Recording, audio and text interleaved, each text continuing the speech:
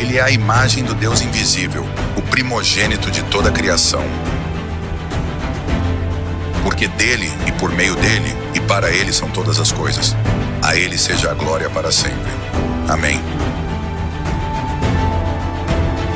Tudo o que fizerem, façam de todo o coração, como para o Senhor e não para as pessoas.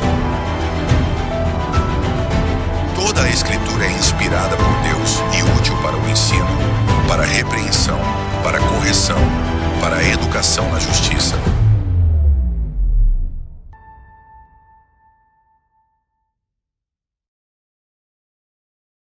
E você, eu convido então a abrir a sua Bíblia junto comigo, neste texto que nós lemos no começo, o Salmo 115, o Salmo 115, que é o Salmo que nós vamos estudar hoje. Nós demos uma pausa na continuação de um livro, a gente encerrou, na verdade, o livro de Colossenses há 3 semanas atrás, 3 domingos atrás. E aí, até a gente começar alguma coisa nova, eu pretendi ler pelo menos 2 salmos aqui, a gente conversar sobre eles. Conversamos na semana passada sobre o Salmo 32, e agora então a gente vai ter um tempo estudando este salmo que me ensinou muito, e eu gostaria de refletir aqui junto com os irmãos também. Abaixe sua cabeça, antes de nós pensarmos aqui, para nós orarmos ao Senhor e clamar para que Ele nos ajude neste tempo. Ó Pai querido, nós queremos pedir ao Senhor que o Senhor nos ajude a compreender o que a Tua Palavra nos ensina. Tira de nós, ó Deus, o orgulho do nosso coração, que muitas vezes nos faz querer não obedecer ao Senhor, que nos faz querer viver por nossa conta própria, mas nós sabemos o quanto isso não é bom para nós. E por isso pedimos ao Senhor que o Senhor quebre o nosso coração, quebre o orgulho, nos faça compreender a Tua Palavra e assim buscar viver o que o Senhor deseja para nós. Louvamos ao Senhor pelo privilégio que temos agora de abri-la, de estudar, de aprender do Senhor, e assim pedimos que o Senhor nos abençoe através dela. Oramos assim em nome de Jesus. Amém. Pergunta no comecinho aqui. Em quem, ou talvez, no que você confia? Em quem você deposita a sua fé? Ou no que você deposita a sua fé, a sua confiança? Eu imagino que certamente, talvez você responderia que a sua confiança está em Deus. E graças a Deus por isso. Nós louvamos ao Senhor por isso, louvamos ao Senhor porque nós cantamos, que esse Deus ele é um Deus soberano, que esse Deus é um Deus do qual nós podemos confiar em sua soberania, nossa fé nós podemos depositar no seu controle. Mas será? E quando eu digo será, eu não estou falando só de você, eu estou aqui também abrindo meu coração junto com os irmãos. Será que é totalmente verdade que nós só confiamos em Deus? Que realmente a nossa fé ela é única e exclusivamente depositada em Deus? Principalmente quando lidamos com problemas. Quando lidamos com circunstâncias difíceis. Que acho que uma forma de nós sabermos onde realmente a nossa fé está, onde está o nosso coração, onde nós confiamos de fato, talvez é quando a vida se desestabiliza. Ou talvez quando nós perdemos alguma coisa e percebemos que muitas vezes a nossa confiança estava nessas coisas. Às vezes pode ser um emprego, às vezes pode ser a própria saúde, às vezes pode ser a vida de alguém.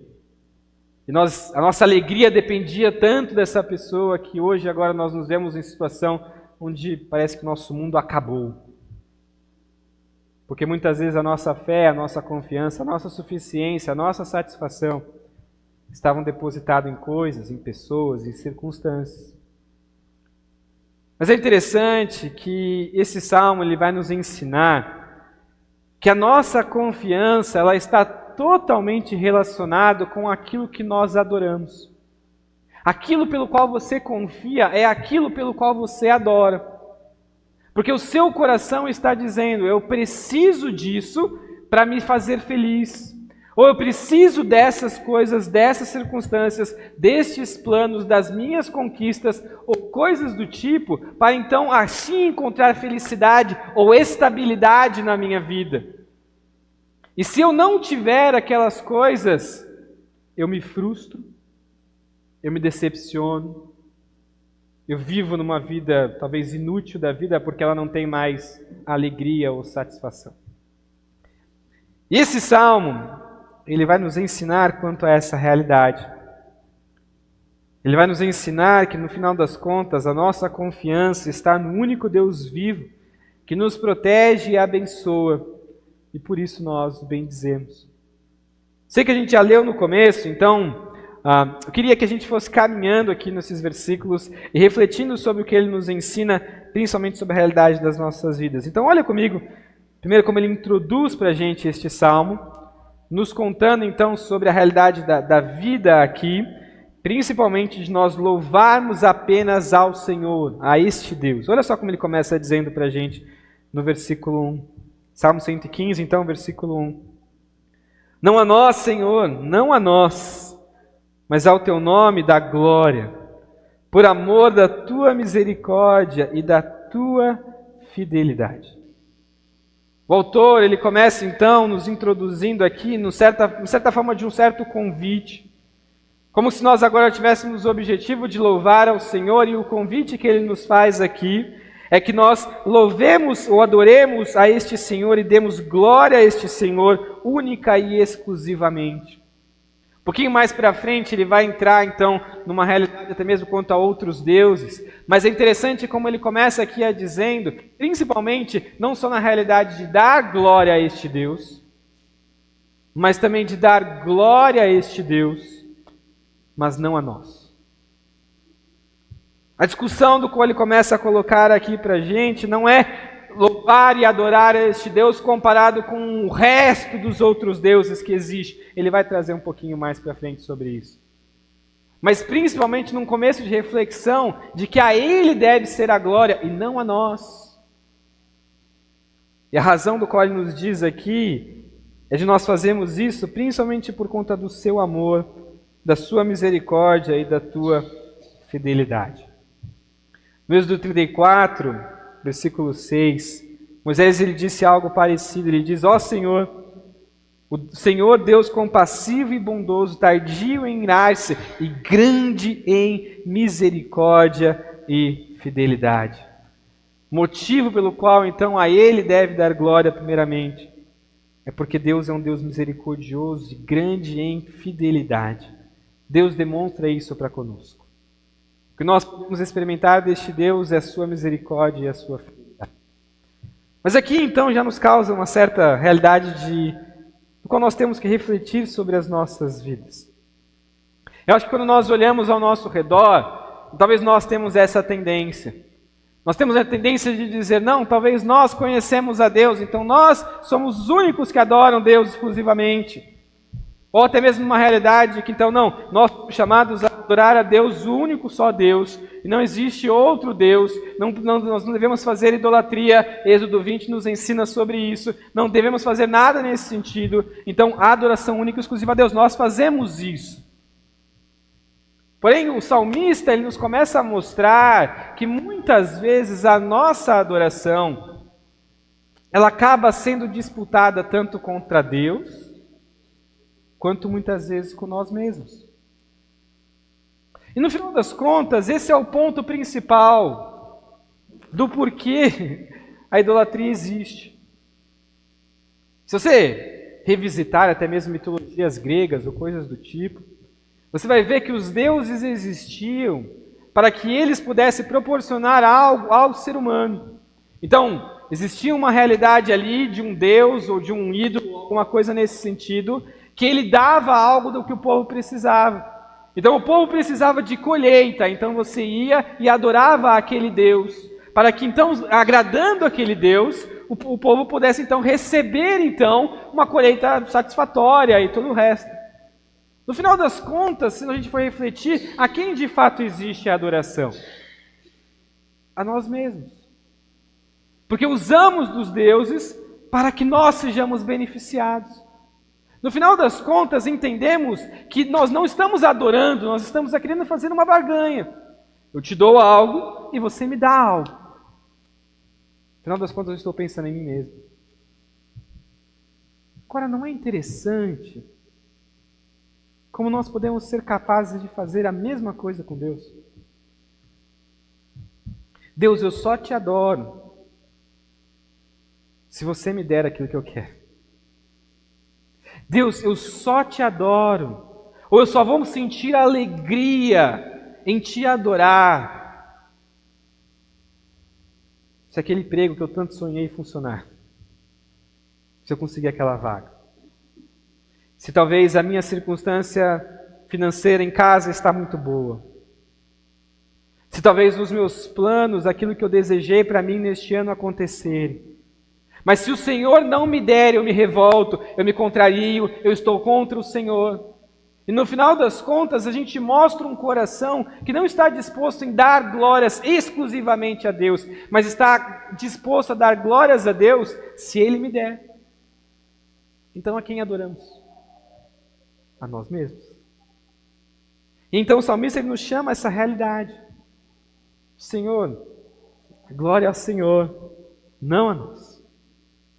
Precisamos nos esquecer de nós mesmos, tirar o nosso ego da jogada, tirar a idolatria do eu e dizer, Deus, nós precisamos adorar única e exclusivamente ao Senhor, principalmente porque do Senhor o que nós experimentamos? Misericórdia e fidelidade. Ou talvez como alguma outra versão sua está dizendo, uma realidade do amor leal de Deus. O ponto de que Deus nos dá coisas apesar de nós. Que Deus ele é misericordioso conosco, apesar de quem somos. Deus ele é fiel a nós, mesmo quando nós não somos fiéis. E querido, sabe por que isso acontece? Porque Deus assim quer e porque Ele mostra isso nas verdades do Evangelho. Nós somos chamados a dar glória única e exclusivamente a este Deus por sua misericórdia e fidelidade, e isso é mostrado principalmente na cruz do Calvário, onde nós temos o próprio Deus ali assassinado em nosso lugar, pagando o preço do meu e do seu pecado, do qual o que nós única e exclusivamente merecíamos é estar ali sendo crucificados, vivendo e sendo castigados para todo o inferno. Mas Deus não assim faz conosco. Ele derrama a sua graça. E por isso, nós deveríamos adorar a Ele única e exclusivamente. Não porque nós precisamos de algo, não para que nós façamos uma barganha com Deus, mas porque nós já recebemos tudo de Deus. Mas o salmista ele continua ainda mostrando uma realidade para a gente, não só quanto a nós mesmos, mas fazendo uma comparação também a outra realidade dos ídolos que ele coloca aqui. Ele vai mostrar para a gente aqui nos versículos 2 a 8 que os ídolos são nada, são inúteis. Olha só o que ele começa dizendo para a gente no versículo 2. Por que diriam as nações, onde está o Deus deles? Aquilo que o salmista vai dizer para a gente é que as nações, elas meio que estão zombando do povo de Deus. Elas estão olhando para o povo de Deus e estão dizendo, onde está o Deus de vocês? Por que isso? Existia uma realidade naquela época, né? Todo o contexto, tanto religioso quanto de guerras que existiam, em que principalmente, por mais que existiam dentro das nações vários deuses, existiam aqueles de fato que davam as vitórias aos povos. Principalmente em guerras, o que acontecia é que levavam-se imagens daqueles deuses para que assim então durante a guerra dissesse, quem venceu foi o Deus mais poderoso. Então o Deus mais poderoso representado naquela imagem deu a vitória àquele povo. Agora imagina o povo de Israel chegando para guerrear. Chegava lá com a armadura, a espada, a lança, talvez até com trombetas, talvez com alguma tática de guerra ou coisa assim do tipo, aquilo que a gente vê até mesmo muitas vezes no Antigo Testamento. Mas cadê o Deus deles? Uma vez que o Deus deles disse que não deveria ser feito nenhum tipo de imagem que o representasse. A gente está ganhando essa guerra, a gente vai ganhar essa guerra, não tem ninguém que representa eles. Cadê o Deus de vocês? Essa é a zombaria. Só que é interessante que o salmista, ele nos lembra onde de fato está Deus. Ele diz no versículo 3, o nosso Deus está no céu e faz tudo como lhe agrada. As nações podem não ver o nosso Deus.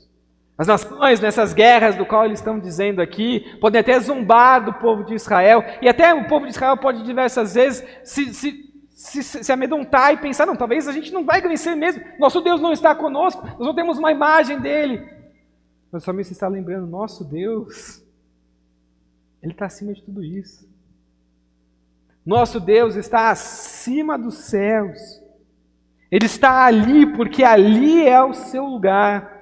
E Ele faz tudo o que lhe agrada.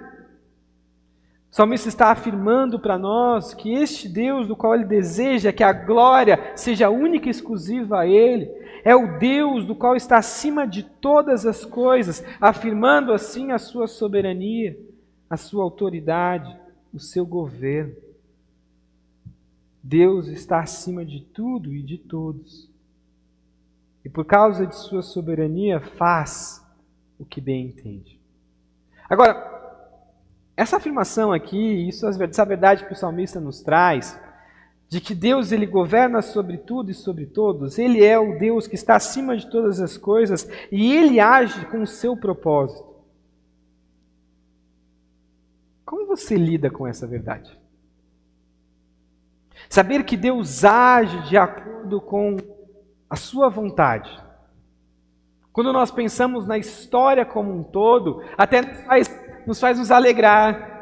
Quando nós vemos, principalmente a história do povo de Israel, e vê como que Deus venceu batalhas, como que Deus conduziu a história, como Deus fez multidões se dissiparem, porque simplesmente fez com que eles mudassem as línguas. Nos faz pensar, caramba, esse Deus é magnífico. Olha que Deus incrível que este Deus é. Mas quando nós também lembramos que este Deus soberano, Ele faz tudo o que lhe agrada, não só na história, mas na minha vida, aí isso já é um pouco mais complexo. Não, é legal saber que Deus age dessa forma no mundo, mas Deus, deixa os meus planos do jeito que estão. Ou pelo menos faz acontecer aquilo que eu gostaria que acontecesse. E aí quando nós lidamos com a verdade de que nem sempre o que eu quero vai acontecer, mas tudo vai acontecer de acordo com a vontade de Deus, ou isso me traz descanso, ou isso me traz angústia. Me traz descanso porque talvez eu possa confiar de que a vontade de Deus ela é boa, perfeita e agradável, inicialmente a Ele, mas também para os seus filhos. Ou pode me trazer angústia, porque eu quero controlar todas as coisas da minha vida. E se não estiver controlando, e se as coisas não acontecerem como eu quero, e se os planos não se realizarem, se aquilo que me traz sustento, que me traz satisfação, não conseguir ser do jeito que eu quero, e Deus mudar ou tirar, isso vai me trazer angústia, ansiedades, medos em relação ao futuro. Saber que Deus é o meu Deus, que está acima de todas as coisas, e que faz de acordo com o que Ele agrada, nem sempre é uma verdade tão fácil de lidar. E nem sempre é uma verdade fácil de se submeter. Mas nós fazemos porque nós glorificamos a este Deus por causa da tua misericórdia e da tua fidelidade. Mesmo este Deus controlando tudo e não fazendo de acordo com a nossa vontade, ainda é um Deus que derrama misericórdia e fidelidade sobre nós. E aí nesse contraste então do que as nações questionam, o salmista nos mostra então a realidade de quem esse Deus é, esse Deus que está acima das nações, está acima do céu, e tudo acontece de acordo com como lhe agrada. E ele compara então com a realidade dos ídolos. Olha só o versículo 4 até o versículo 7, ele diz assim: os ídolos das nações são prata e ouro, obra de mãos humanas.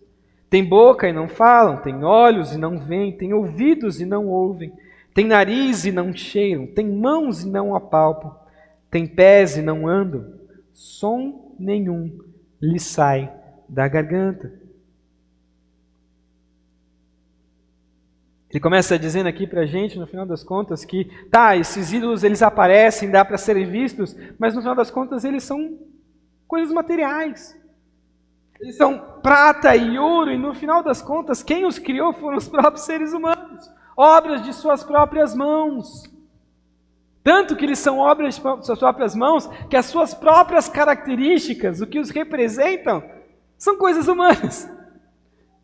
Talvez um aspecto animal, mas no final das contas ele nos diz, tem boca e não fala, olhos e não veem, ouvidos e não ouvem, nariz e não cheiram, mãos e não apalpam, pés e não andam, som nenhum lhe sai à garganta. Ponto, no final das contas, é que eles não servem para nada, porque eles não são vivos.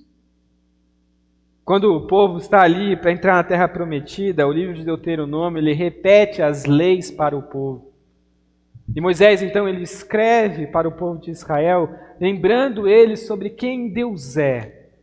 Quem é o Deus verdadeiro, quem é o Deus do qual eles adoram.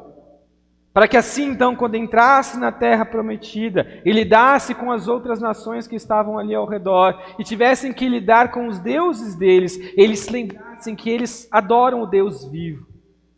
E Deuteronômio capítulo 4, versículo 28 repete, diz aquilo que o salmista aqui no Salmo 115 nos diz: lá vocês servirão os deuses que são de obras de mãos humanas, madeira e pedra que não veem, nem ouvem, nem comem, nem cheiram. Porque no final das contas são todas essas coisas porque eu quem criei. De novo, eu crio um ídolo.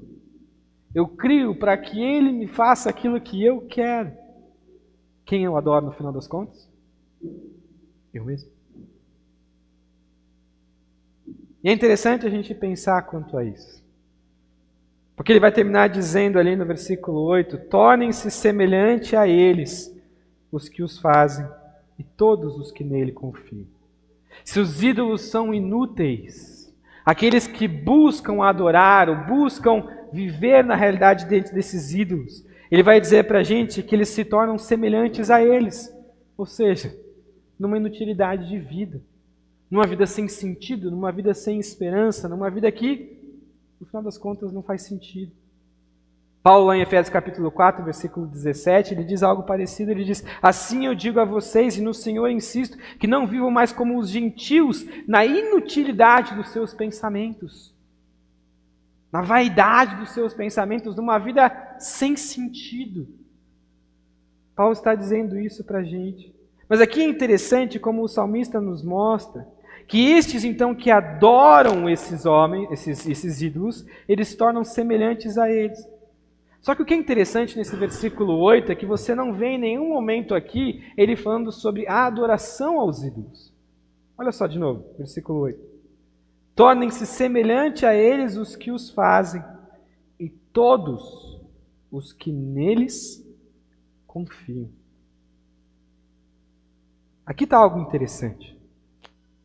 O salmista não só não nos diz a realidade de que tornam-se semelhantes àqueles que os adoram, mas àqueles que confiam neles.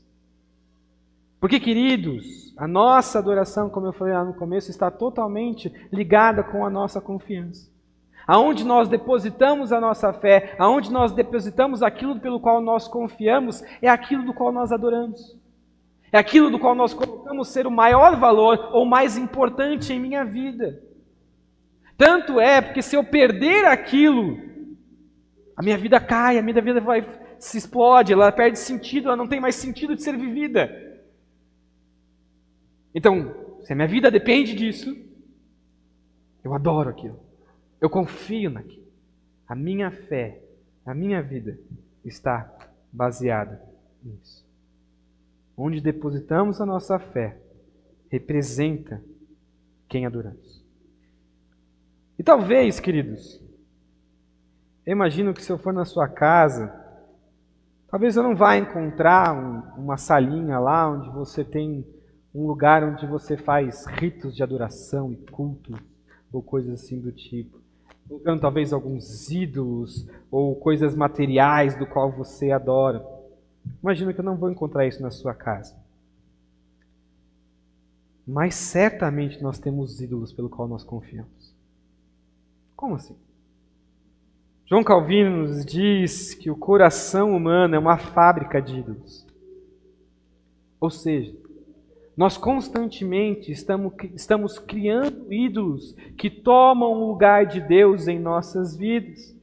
Nós podemos talvez não ter eles fisicamente ali em algum lugar do qual nós representamos e do qual nós vamos todos os dias ali prestar alguma reverência e adorar a eles. Mas talvez eles são até mesmo subjetivos e não tão materiais, mas ainda assim nós adoramos e vivemos por eles. Por exemplo, a sua autoestima pode ser um ídolo. A gente conversou nessas últimas 3 EBDs sobre isso. O seu desejo de que todas as pessoas te vejam muito bem, que você agrade a todos, que ninguém te olhe como alguém ruim, pode ser um ídolo.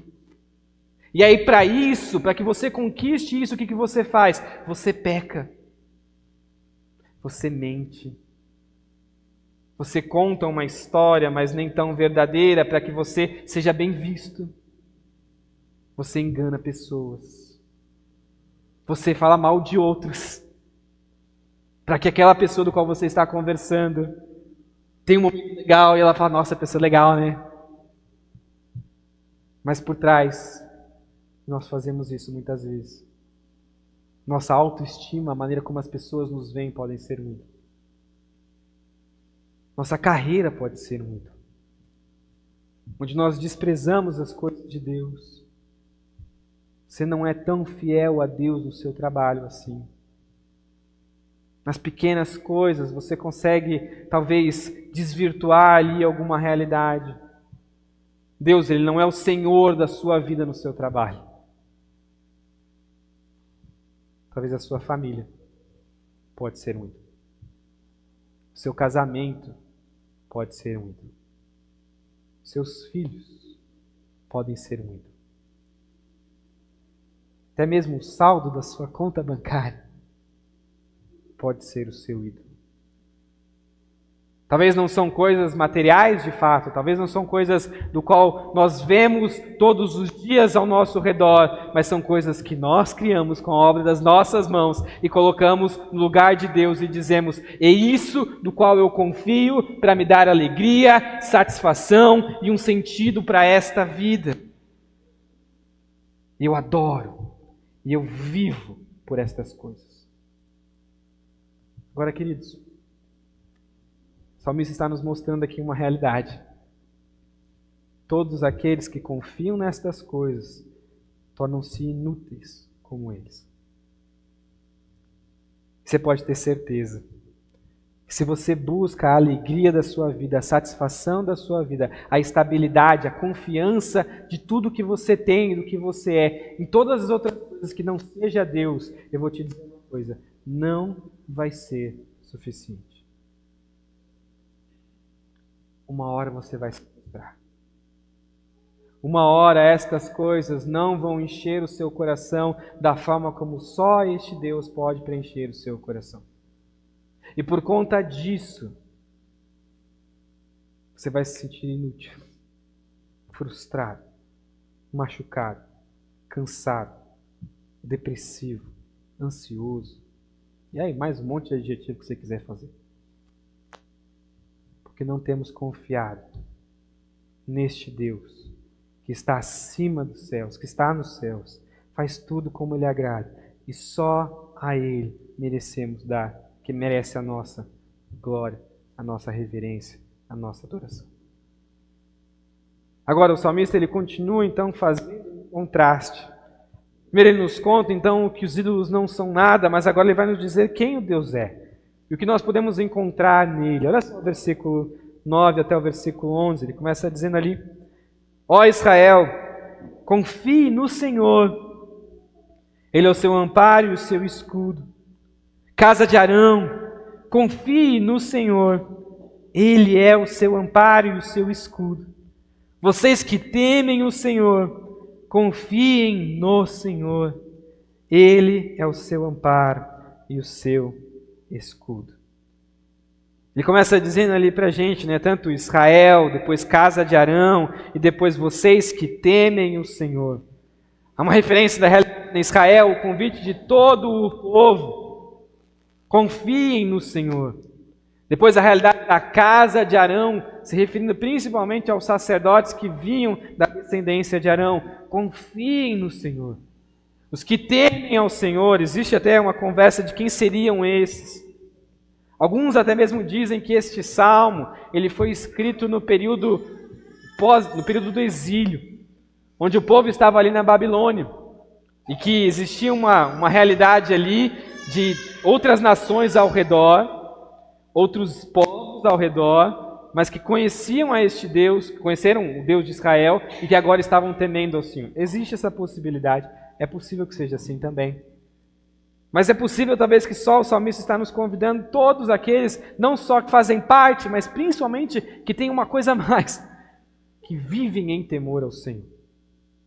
Agora é interessante de novo, ele não é um convite à adoração, é um convite a confiar no Senhor. Agora, obviamente, a adoração virá porque nós confiamos no Senhor. Nós adoramos este Deus e eu espero que você tenha vindo aqui hoje para cantar sobre este Deus, para ouvir a palavra deste Deus, porque você confia neste Senhor. No final das contas, o que você está fazendo agora, e eu espero que você faça isso quando você sair daqui, você está numa crise de fé. E eu vou te explicar por que você está numa crise de fé. Porque vai acabar aqui o nosso culto, você vai sair, você vai para a sua casa, e a partir de tudo aquilo que você ouviu, você vai ter que fazer duas escolhas. Uma dessas duas escolhas. Ou você vai dizer e vai falar o seguinte: essa palavra, o texto de hoje domingo, aquilo que esse texto me ensina, faz sentido para a minha vida. Eu quero confiar nele. Eu quero depositar a minha fé nisso. Eu quero obedecer e eu quero viver. Ou, a segunda pergunta, que daí talvez você vai responder, você vai olhar e dizer: tudo isso não vale para mim. Eu não quero confiar no que essa palavra está me dizendo, no que essa mensagem está me dizendo. Porque no final das contas, a nossa vida com Deus, ela é uma constante crise de fé, no sentido de que ou eu confio que Deus tem o que é melhor para a minha vida, ou não.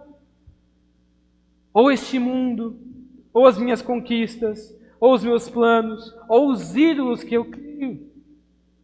Ou estou dizendo que eu confio que Deus revelou em Sua palavra tudo o que eu preciso para uma vida de piedade, para glorificar a Ele, iniciando porque ela revela para mim como eu posso ser salvo através da pessoa de Cristo Jesus. E eu acredito nela, e eu vou viver por ela. Ou eu digo: esse livro não serve para mim, eu vou viver do jeito que eu quero.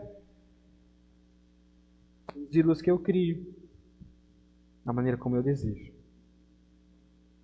Afinal das contas, é uma crise de fé e é por isso que o salmista convoca, então, todo o povo a não só adorar ao Senhor. Porque é possível você ter um momento de adoração aqui, vazio, sem confiar que essas palavras que você disse são verdades, sem confiar que, de fato, aquilo do qual você vai viver fora daqui faz sentido com tudo que você cantou, o que você adorou, o que você viveu. Por isso o salmista nos convida a todos, todo o povo de Deus, a confiar neste Senhor. A confiar que Ele faz como lhe agrada, e isso é bom. Mas é interessante porque Ele não só nos convida a isso, mas Ele nos dá uma razão por que nós devemos fazer isso. Ele repete as 3 vezes. Porque Ele, este Deus, é o seu amparo e o seu escudo. Em contraste com os ídolos do qual as nações confiam, do qual não conseguem providenciar nada a eles, o salmista está nos dizendo: confie no Senhor, porque Ele, somente Ele, é o seu escudo, é o seu amparo. Só Ele consegue te dar a proteção para essa vida, a salvação que nós não conseguimos por nós mesmos. O salmista continua nos mostrando também o que nosso Deus pode fazer por nós. E ele nos diz do versículos 12 até o versículo 16 que ao confiarmos neste Deus, nós somos abençoados. Olha só o que ele começa ali dizendo para a gente no versículo 12 e 13. Ele diz: o Senhor lembrou-se de nós, Ele nos abençoará a casa de Israel, abençoará a casa de Arão. Ele abençoa os que temem o Senhor, tanto os pequenos como grandes. Ele está dizendo que não só nós temos um Deus que nos protege, mas principalmente um Deus que deseja nos abençoar. Ele volta a referir-se da mesma ideia dos versículos 9 até o 11, né? De que Ele abençoará a casa de Israel, a casa de Arão e também todos os que temem ao Senhor. Todo o povo, diferente dos ídolos do qual nós criamos, que são inúteis, não são capazes de dar aquilo do qual nós tanto queremos. De novo, criamos ídolos para que eles nos deem. O salmista está nos dizendo: é Deus quem dá. É o Senhor quem abençoa. É o Senhor, então por isso, confie nele. É Ele quem vai dar bênçãos necessárias para as nossas vidas. É Ele que faz isso com o seu povo. Por quê? Versículo 14. 14 e 15. Né? Ele diz: o Senhor os abençoe mais e mais a vocês e aos seus filhos. Ele diz que vocês sejam abençoados pelo Senhor, que fez os céus e a terra. Nós podemos confiar que este Deus nos abençoará, porque é o Deus que criou todas as coisas. Diferente da realidade do qual nós vemos, do qual nós buscamos ídolos, nós buscamos nos ídolos que nós mesmos criamos. Este Deus é o que fez tudo e todos. E tudo está debaixo do seu poder. Por isso nós podemos confiar que Ele nos abençoará. Agora talvez essa parte aqui você está muito feliz. Nossa, eu tenho um Deus que me abençoa, glória a Deus por isso. E aí você talvez está na expectativa, né? Então se Deus, então Ele vai me abençoar. Então, né, já falei algumas vezes aqui, talvez eu vou até abrir o internet banking aqui, porque é uma verdade, Deus vai me dar R$1 milhão, vai bombar na minha conta bancária. É as bênçãos que eu preciso de Deus. E aí que está o erro, se nós pensarmos sobre as bênçãos de Deus. Porque nós queremos bênçãos de Deus, mas de acordo com os ídolos que nós colocamos. Eu quero que Deus me abençoe no meu casamento, mas porque o meu casamento é o meu ídolo. Eu quero que Deus me abençoe financeiramente, porque o meu dinheiro é o meu ídolo. Eu quero que Deus me abençoe no meu trabalho, porque o meu trabalho é meu ídolo. Percebe como o coração é ruim? E em vez de nós só entendermos das bênçãos de Deus e desfrutarmos delas, nós muitas vezes estamos querendo que Deus apenas alimente cada vez mais o nosso ídolo. Aquilo do qual nós queremos contra Deus. Num culto de quarta-feira, nós estávamos conversando um pouquinho sobre isso. E lembro até hoje uma frase do irmão Carlos, em que ele disse ali: nós queremos bênçãos do Pai Celestial para coisas terrenas e materiais. Nós queremos que o Deus que criou todas as coisas, que quer transformar o nosso coração, que quer nos fazer viver para a sua glória, Ele nos abençoe com coisas passageiras e terrenas. Sim, queridos, Deus pode nos abençoar muito. Ele pode te dar riquezas nessa terra. Mas principalmente Deus pode te abençoar com contentamento. Sim, Deus ele pode te abençoar com uma vida sem problemas. Uma vida cheia de saúde, uma vida que tudo dá certo, os filhos caminham nos planos, nos caminhos do Senhor, está tudo bem, está ótimo, Deus pode te abençoar com isso. Mas Ele também, e principalmente, pode te abençoar com uma paz que excede todo entendimento, apesar das tribulações. Ele pode nos abençoar com uma vida abundante aqui na terra, com realizações, com planos, viajar o mundo inteiro, conhecer todas as maravilhas dessa terra, viver todas as experiências possíveis.